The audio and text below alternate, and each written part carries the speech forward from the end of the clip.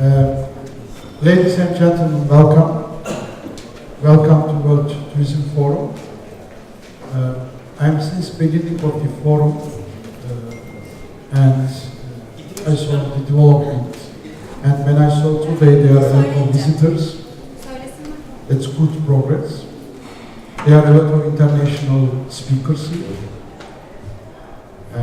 Also today we will have 3 panels, and they are visitors, they are people from around the world.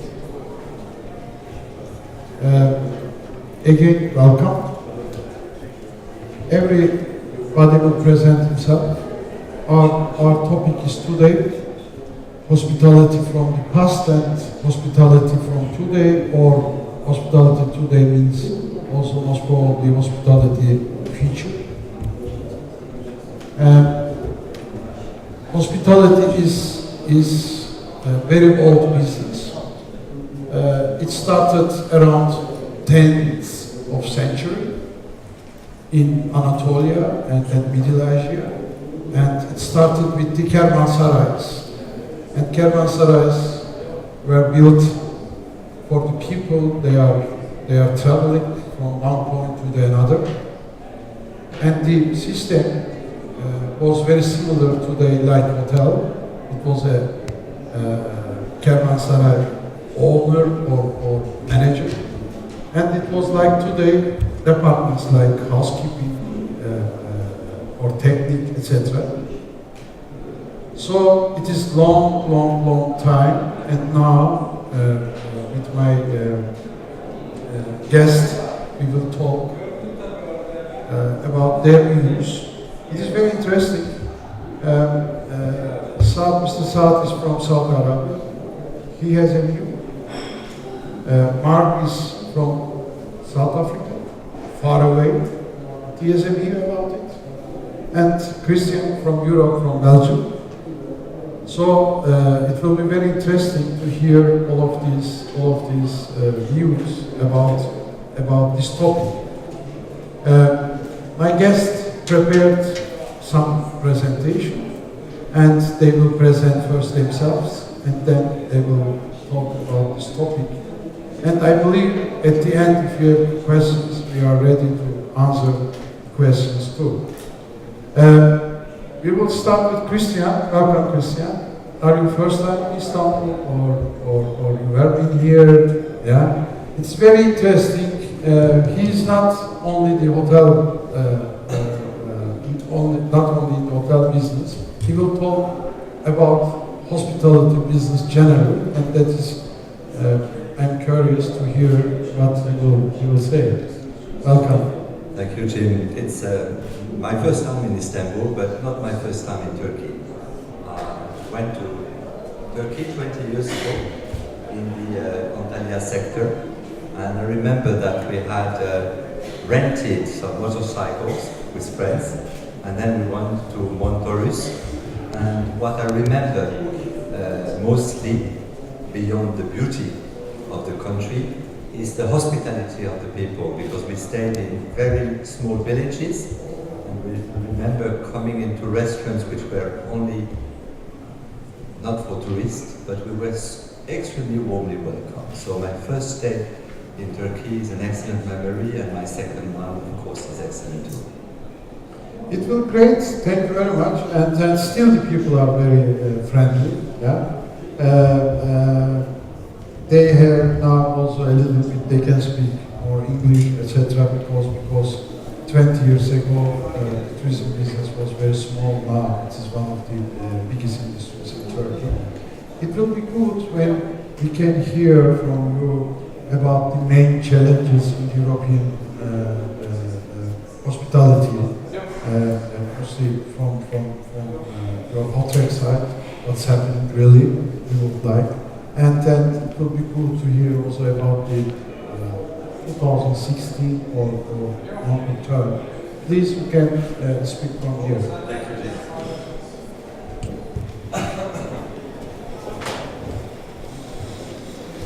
Well, good afternoon, ladies and gentlemen. It's a great pleasure, as I said, to be in Turkey. And I would like to thank the organization for organizing this World Tourism Forum, which I think is a great initiative because tourism needs support. I think that, as President Barroso was saying this morning, more and more member states and European countries get aware of the importance of tourism in terms of growth and, of course, in terms of job creation. I'll be very brief, trying to draw, I would say, the landscape, as I am the chief executive of the European Association, Trade Association, we could say Business Association of hotel, restaurants, cafes in Europe.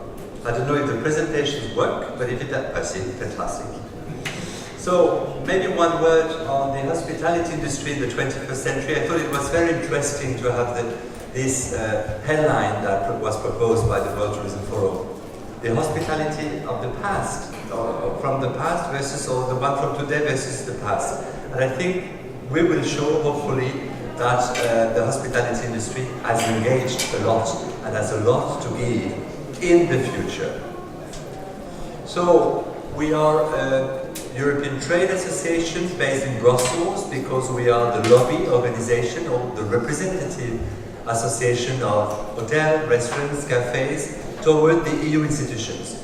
Meaning that we are representing, I would say, the interest, it's been sometimes defensive, but of the sector before the European Commission, the European Parliament and the Member States. So we are fighting hard, and I will try to show how to try to promote and to help develop tourism from Europe. So, an association present in 29 countries, 43 national associations, so we have sometimes 2 or 3 per country. Of course, in Turkey, very well represented by TUHOP and TUROFET, TUHOP being a partner of this event today, and as I said, the voice of the hospitality industry. A key pillar of the EU economy, it's something I think very important that we sometimes forget, is that the hospitality industry is composed of 1.8 million of tourism businesses, with the particularity that 91% of those businesses are micro enterprises, meaning that they employ less than 10 employees. So it's a very fragmented industry, which of course needs support, because when you are mainly enterprises of less than 10 employees, any kind of new legislation would definitely impact, and not always impact positively for sure. The contributions are extremely important, nearly 500 billion euro of contribution, so nearly 44% of the GDP, and also very importantly 126 billion euro to government treasuries, meaning essentially VAT.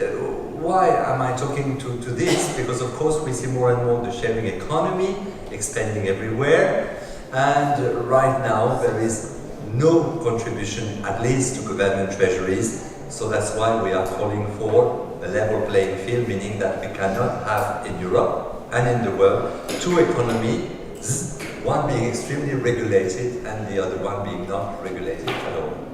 So, as said President Barroso, together with tourism, we are the 3rd socio-economic activity in Europe. So this is quite important.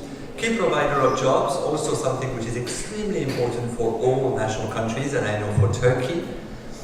We provide to the EU economy 10.2 million jobs, and if we take the indirect and the induced impact, it's 16.6 million jobs. So it's nearly 10% of the European employment, plus I would say the other sector of tourism is 12%. So we employ more than 80% of the European tourism workforce. Number 2, of course, as you could see, and this was a EY Ernst & Young study, between 2000 and 2010, we have created altogether 2.5 million jobs in Europe, which is a lot. And what I think is the most significant is that the progression, looking at the overall economy, there was a potential creation of 70% during this period for the overall economy, but the hospitality industry had a progression of 29%. So it shows also that we are a very strong contributor in matters of jobs. 2 important points that I really insist on today: 20% of the jobs are held by young people.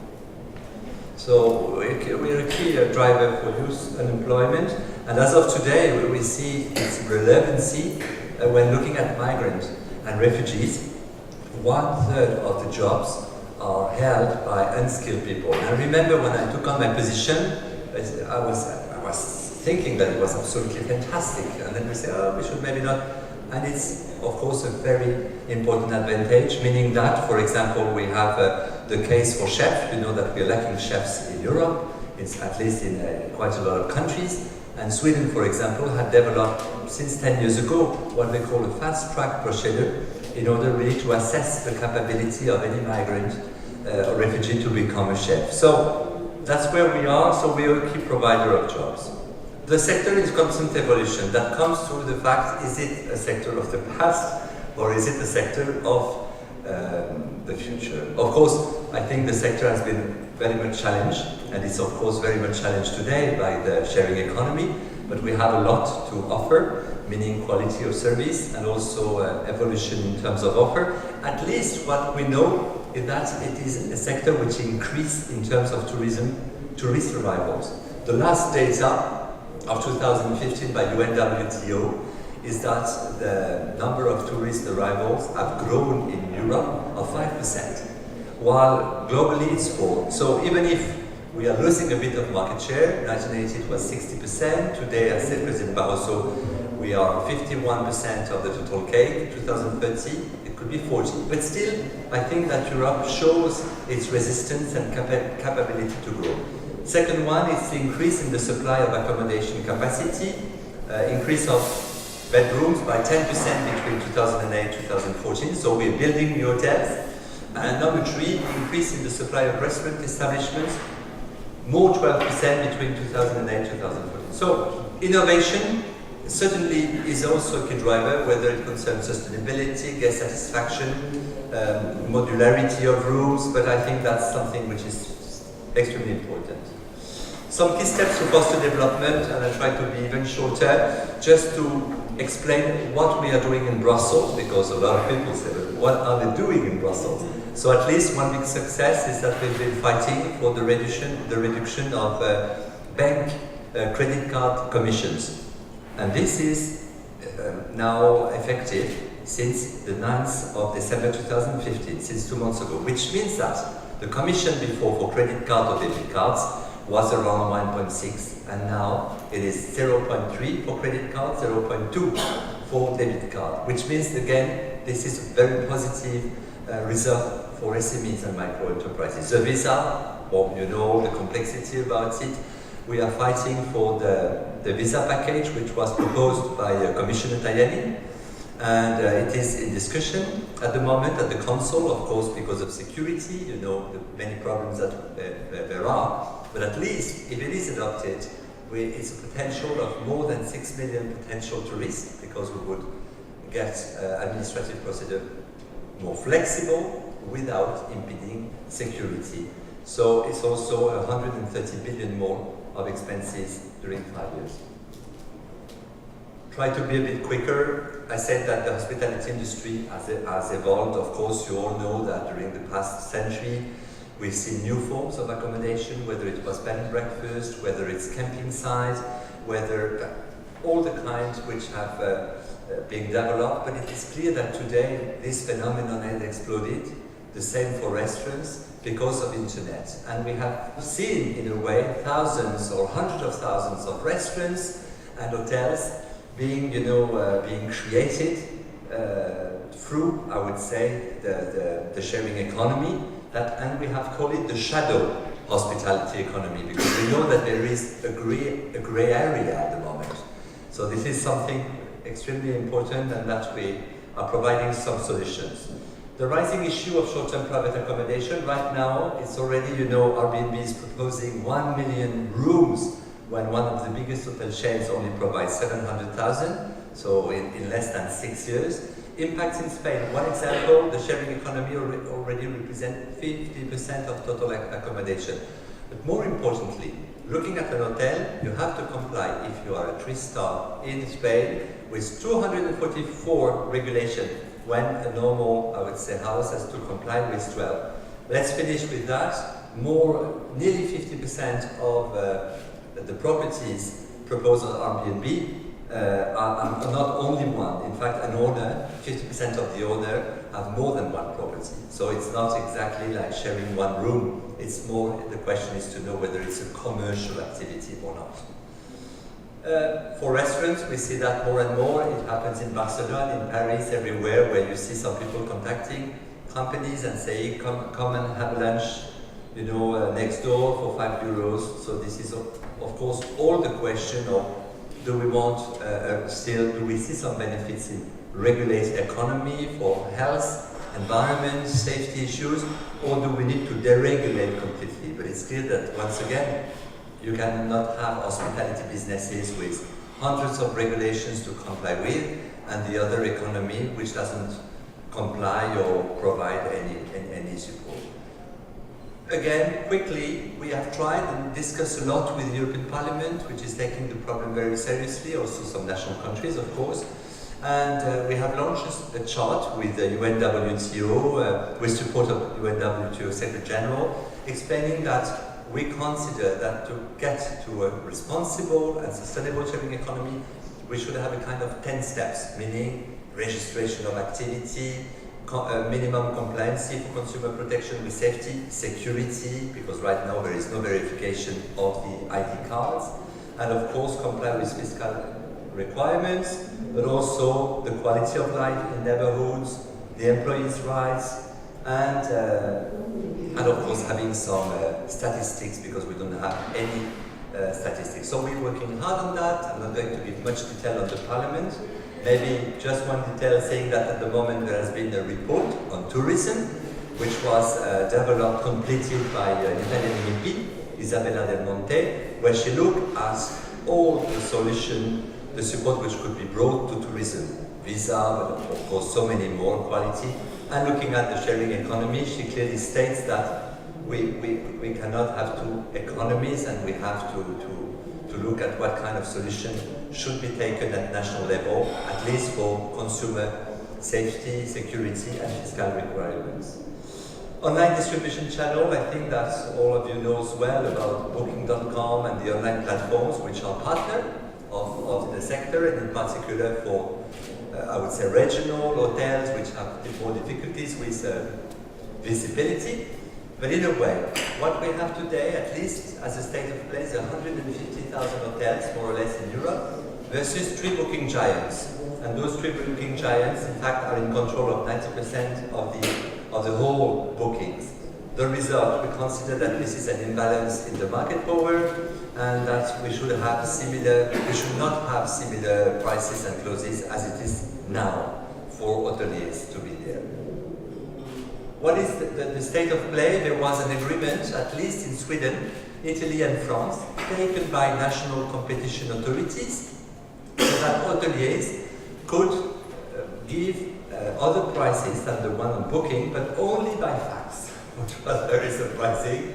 So that's why, you know, we say hoteliers are not the people from the 20th century. We are very much engaged in the 21st century. So we were not very happy.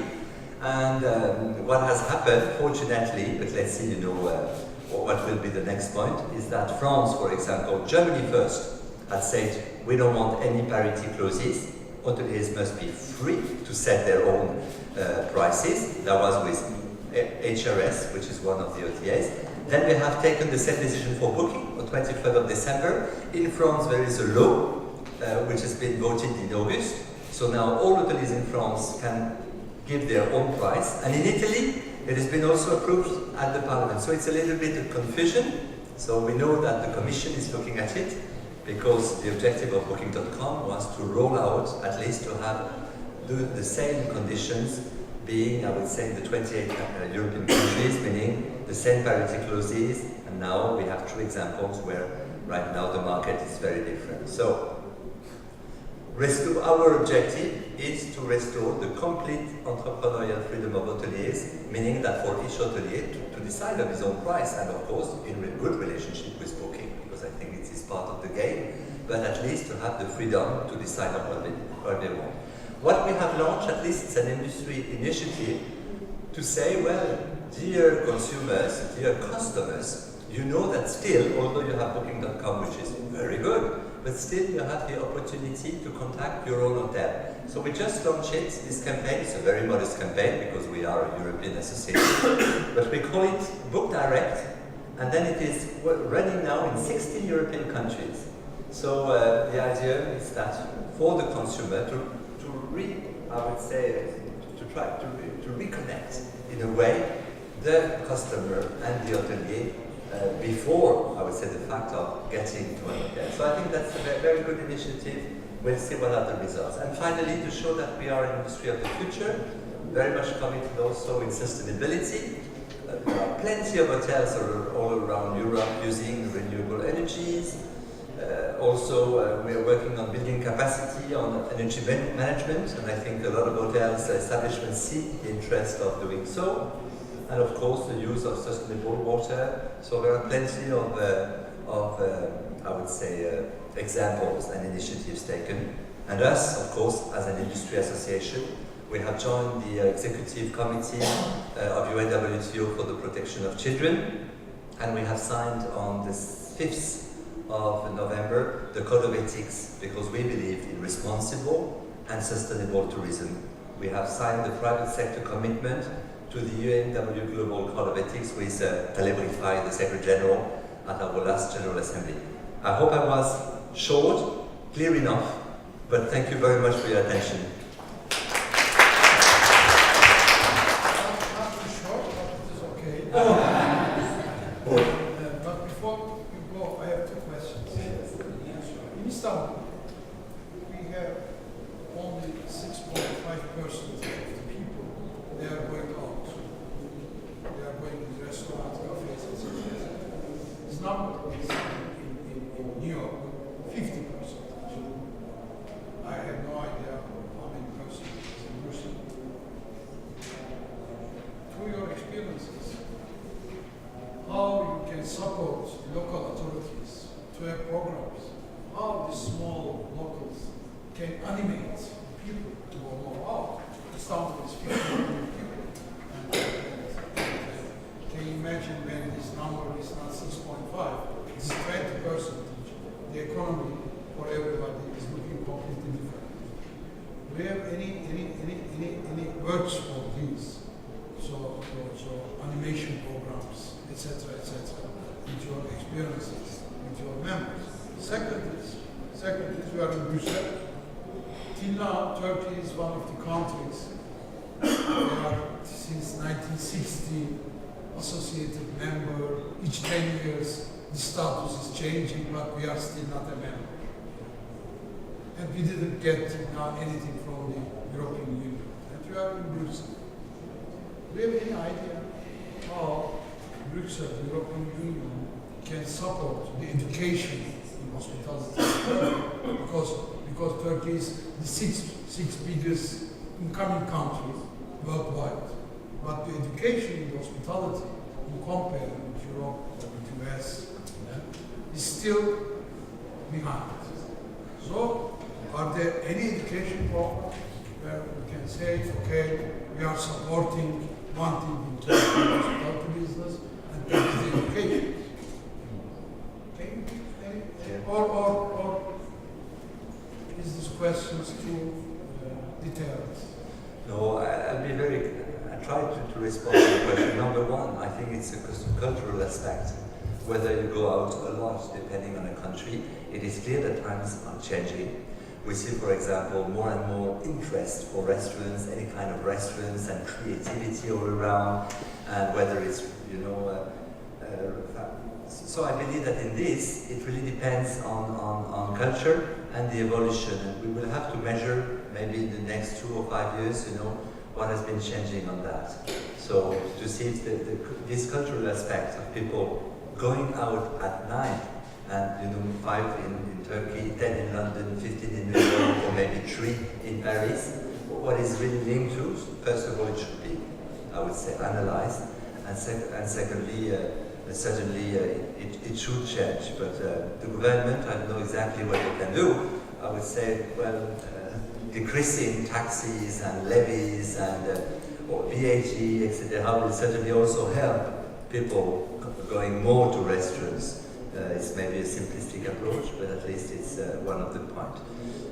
For the second point regarding Turkey, I think what at least we try to provide very modestly is a platform for best practice sharing. I'm convinced, and I see now how the Commission is working. I'm not a great specialist, but at least I'm in Brussels for 15 years, and we have seen the European Commission evolving a lot. And more, they do not apply or impose any regulation. They are looking for already what exists in terms of best practice. And I think that they're trying their best to do what is possible. So for us and for Turkey to see what the other colleagues are doing, sharing economy, online distribution, quality of services, sustainability, being part of the of associations, I think it's extremely important. As I said, we have Turab and Turofed. We have so when we have meetings, we generally have more than 20 European countries.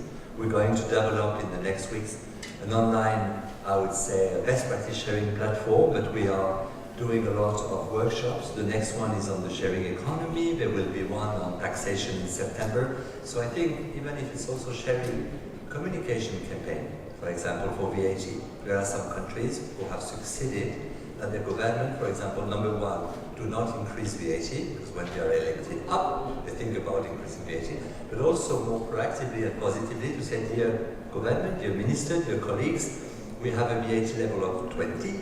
We have now an impact assessment which shows and demonstrates that in the neighborhood countries, if you reduce it by 5 or 10%, then you can create 200,000 jobs and augment your GDP. So we are going to enter, I don't know what will be the result, but we're going to start in the weeks ahead also a kind of, very modestly, a study of the impact of VAT, taxes and levies on competitiveness, on tourism. And the idea will be to feed, I would say, the debate, to fuel the debate, I don't know very much this word, at national level to provide the good arguments for hospitality businesses to develop. Thank you. Thank you very much. You're welcome. Next guest is Mark. Mark is from South Africa. Welcome.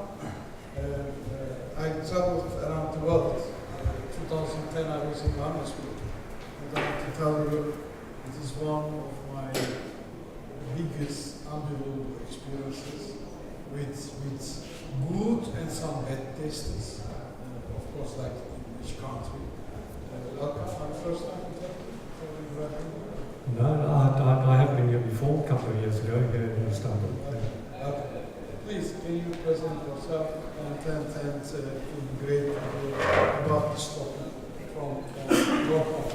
I heard you are more on the global side. Yeah, it will be good to get your view too. Thank you very much. Yes, Hotel Spec is a hotel development consultancy based in South Africa, but we have an office in Portland and in Lagos. We've been working throughout sub-Saharan Africa for the last 13 going on 14 years now. So I would really like to present a perspective on sub-Saharan Africa today. Firstly, to dismiss the common misconception of many Westerners, Africa is not a country. In sub-Saharan Africa alone, in fact, let me ask the audience to check if you're awake. Any idea how many countries there are in Africa? Anybody?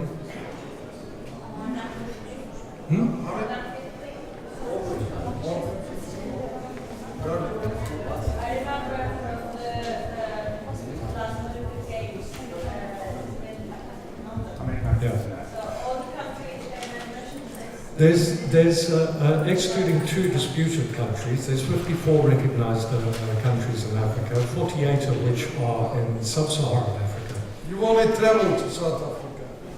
It is. Yeah, look, the African story is a colourful and checkered past, coming from the past, going to the future. Development in Africa is booming. Okay, Africa is a very challenging continent. We've had many instances this last year, unfortunately, towards the end of the year, two terrorist attacks on hotels in West Africa. Security is a challenge, but then again, it happened out of Cairo, it happened in Paris. So I think this is a situation that we're facing globally. Africa had Ebola last year. There were airlines, Korean Air cancelled all flights to Kenya because there was Ebola in Africa. Well, actually, Ebola was isolated in West Africa, which is about a 9-hour flight from Kenya. But Africa's biggest challenge is just that, the misconception. With Ebola, with the terror incidents, with corruption, etc. Generally speaking, everybody kind of throws Africa all into one bucket and says, oh no, that's a dangerous place to go to. Africa has come a long way from the past. The current pipeline of branded supply in Africa, because all of the brands have woken up to the opportunities in Africa. And the opportunity really exists because Africa's coming off a very low base. Historically, they haven't had the international brands. They haven't had the sophistication, they haven't had the money, they haven't had the demand. The pipeline survey released by W Hospitality Group at the end of last year showed that in North Africa there were 79 signed international branded properties representing 18,500 rooms. In Sub-Saharan Africa, 191 properties representing a little over 31,000 rooms. Now, granted, pipelines can also be pipe dreams, particularly in Africa, because you'll find next year at least 30 to 40% of those in this year's pipeline will still be in the pipeline and they haven't gone to construction. Having said that, there are today presently 155 hotels under construction in Africa. So there are opportunities. The challenges, electricity, extremely unstable in many countries, completely absent. Water, same story. Sewage, same story. What does this mean? To begin with, it's going to cost you a little bit more to build a hotel because you're going to be providing all of your own infrastructure. You do not get city infrastructure or municipal infrastructure. But having said that, there is an upside. Africa today, in many parts of Africa, Nigeria, Angola, are achieving the highest ADR globally. The Hilton Abuja is the most profitable hotel in the Hilton stable worldwide and has been for the last 4 years. The average rate, if you walk into the Hilton in Abuja, 720 bedroom hotel, the average rack rate is over $640 a night. So yes, it will cost you twice the price to build it, but you'll make back your money in half the time. Just understand there are challenges. And don't throw Africa into one basket because each country has their own regulations, has their own systems, has their own forms of corruption, has their own red tape, have their own challenges. They do, but the opportunities are there. How much are approximately the construction costs per square meter for a hotel? That also varies regionally. In southern and southeast Africa, where they are slightly more advanced and there's larger construction companies and competitiveness is there, and regulations are there, you would be looking in the region of about $2,500 to $2,800, $2,900 per square meter. In West Africa, you're looking upwards of $3,500, $3,800 a square meter. The going rate for a 5-star hotel today in Abuja. I reviewed a costing at the end of last year, $550,000 a key.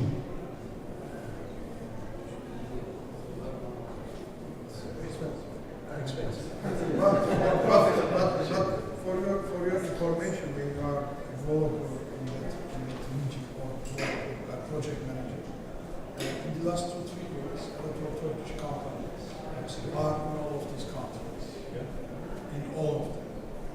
And the second information for you is, since 3 or 5 years, the Exim Bank, Turkish Exim Bank, is supporting investments for companies in Africa.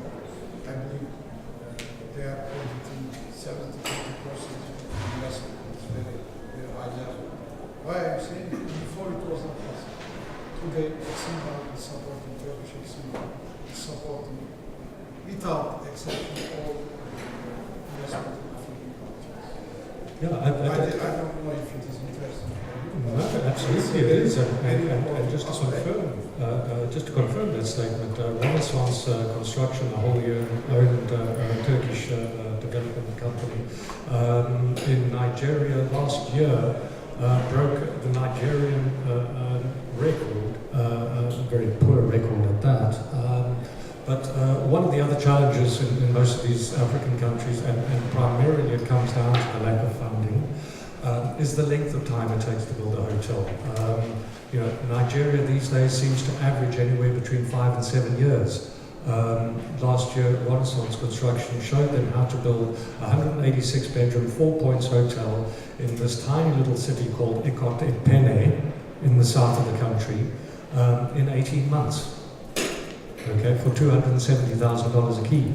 So yes, if the funding is there and the capability is there, and that was a Turkish company, anything is possible. And I guess also in the next years, Turkish hotel management companies will come to Africa, because also in Turkey it is some changes, especially in the changes in the Russian markets. It's a new chance for Turkey to look forwards in the future and make some changes in strategies.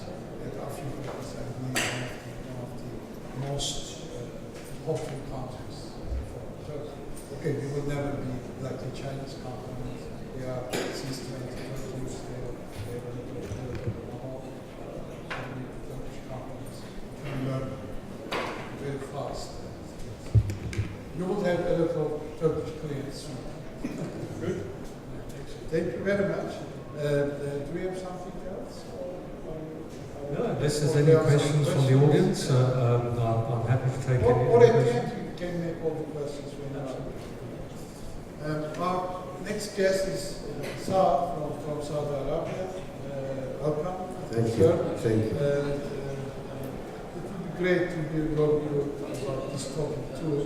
It would be great also to give some information, additional information to us what's happening in your country. Sure. My name is Saad Qahtani. I am a hotel consultant. I come from Saudi Arabia, of course. I'll just give you like a brief history about hospitality in general in Saudi Arabia.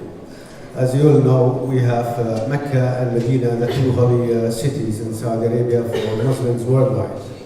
And the hospitality started in Saudi Arabia for so many years ago. So I think we are really experienced in that aspect as well. So since that time, we really, hospitality-oriented people at the same time, and apart from being Arabs as well, as you know, Arabs always welcome their guests for 3 days, full board, and then they will get his news after the 3rd day. So 30 years ago, it was the first issue of the hotel law in Saudi Arabia. And the Ministry of Commerce then were taking care of that sector at the same time. But the problem is, with the other, cities in Saudi Arabia, there is no huge investment, and there is no investors in hotels except for 2 or 3 star hotels or some furnished apartments and so on. So the government initiated the investment in 5-star hotels in the beginning. So they had, in each main city of Saudi Arabia, a 5-star hotel operated by international companies. And then 13 or 14 years ago, there was a new law coming from Ministry of Council to initiate a new law for tourism in general, which is include the hotel law at the same time, and they created the Saudi Commission for Tourism and National Heritage. The Commission have started with like a big, huge duty of inheritance to the Ministry of Commerce, because this sector was scattered all over the place. At the same time, was not really there, a clean law for it, and also a lack of experience of the operators. We have had, in that time, around 4 or 5, professional companies operating hotels in Saudi Arabia. Then the Ministry, the Saudi Tourism for Tourism created the new regulations for the hotel and travel agencies, tour guides and tour operators and so on. So they have, since we created this new law, there's a lot of interest came into Saudi Arabia because, since 15 years, the booming of the economy in the country, there was a very high demand for accommodation. And I remember like 7 years or 6 years ago, I had some guests and I couldn't find a single room in a 5 or 4 star hotel because of the high demand. So the Ministry of Commerce, took their duty to enhance and to encourage businessmen to invest in the hotel sector, by providing feasibility studies, by showing the investors the huge potential for the accommodation sector in Saudi Arabia. And now we do have, when the Commission took over the accommodation, there was 220 units all over the kingdom. Half of it is in Mecca and Medina, the holy cities. And now we are like having 330,000 units. Around 50 of them are 5-star hotels. And around 70 of these hotels are 4-star hotels and the rest of it. And it's not only hotels, we also have a variety of hospitality sector like hotels, furnished apartment, resort, and you name it. Like we have around 10 kind of accommodation sector for the tourism. As you know, the Saudis are, one of, the top 10 or something tourists going outbound of Saudi Arabia to Turkey, to Europe, to all over the place. And the government is trying to take a market share of that to have the Saudis spend their vacation within the kingdom itself. So that needs a lot of organization, that needs a lot of investment, that needs a lot of infrastructure as far as airports, as far as road and so on. So I think now, within 2 or 3 years, we'll have all the new airports, either international airport or the local airport, domestic airport will be all renovated or new airports. And at the same time, we'll have a whole network of trains all over the kingdom. And at the same time, we have like new airlines coming into the country. As you might know, we have only the national carrier, which is Saudi Airline. Now we have 2 more coming, and I think 3 are in the pipeline coming in the Saudi Arabia. And there is also a discussion between the GCC countries as well to have an open sky within the GCC country that will help reducing the high demand for airline seats. So all this, like just to give you a brief about what we have, what was the history of the hospitality in Saudi Arabia, and at the same time, what we are now. So we are targeting in 2020, we will have around 5,000 units between hotels and furnished apartments all over the kingdom. Half of them also, as you know, in Mecca and Medina. We also, for information, we will have like one of the biggest hotels as a Holiday Inn, which is going to have around 6,000 units in it, and so on and so forth. So this is like a brief, history about the hotel and accommodation in Saudi Arabia. Thank you. And then one question for you. Yes. It's for you. Hospitality. Art or a science industry? What's for you? Well, I think it's both. It's art because it's academic, professional. People goes to university and study, the hospitality, art. From restaurants to rooms to conference and so on and so forth. But for the other part of it, which is art and science, that's the science part of it, which is the academic. And art is the people who work, or the characters who work in the accommodation sector. Of course, they are very important. Those people can bring you a repeated customer, customers come back to you or never come back again through the experience with the courtesy of the employees and the hotel itself. So definitely, and this is what we lack, in a bit in Saudi Arabia with the professional. With regard to the staff. But now there's universities open, there is like a scholarship given to Saudis to go abroad to learn about accommodation, and it's booming as will be number 2, after government for recruiting and hiring Saudis in the accommodation sector. So of course it's a combination of both. Yes. Thank you. Any questions for our guests? Because some guest has to fly back. We are all of us at time pressure, as always. Really? Let me introduce myself. I'm a managing partner of Ramar Partners. I'm also an author of Real magazine. That's why I'm aware of the different sides of tourism and investment. For Africa, there were some investors. They were not sure about if they should invest in Africa or not, just because of the points you have mentioned. But all the investments and return on investment, the ratios, they decided to, and they invested in Africa.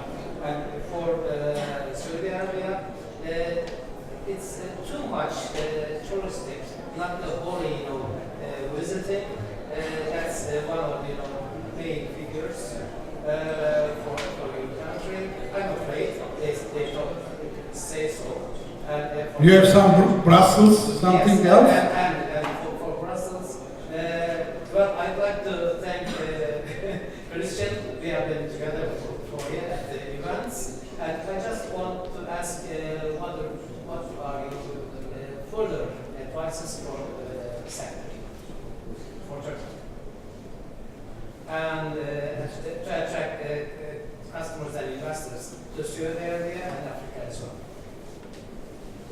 Hotels, investment. Please, you can start so we can catch your flight. Thank you very much for this question. I think for Turkey I don't have much to say, because I think that there are so many, I would say, positive sides. But for sure, what I think is important as of today for any kind of sector, and in particular for this one, is reputation management.